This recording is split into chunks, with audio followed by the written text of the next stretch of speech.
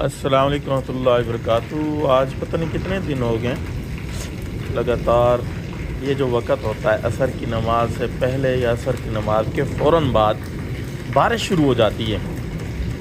یہ میں سمجھتا ہوں بے موسمی بارش، میں کیا سمجھتا ہوں بلکہ حقیقت ہی یہی ہے، بے موسمی بارش یہ اللہ کی طرف سے ناراضی ہے، اللہ ناراض ہیں، یہ اللہ کا عذاب ہے گویا۔ اس وقت فصلیں پکی ہوئی ہیں اور یہاں ہم بکھر شہر میں اس وقت، یہاں تو اتنا فرق نہیں پڑتا، لیکن جو مضافات ہیں، دیہات ہیں، جہاں اس وقت چھولے کٹے پڑے ہیں تو کسان کا بہت زیادہ نقصان ہے، اور کسان کا نقصان ہمارے پاکستان کا نقصان، ہمارا نقصان ہے۔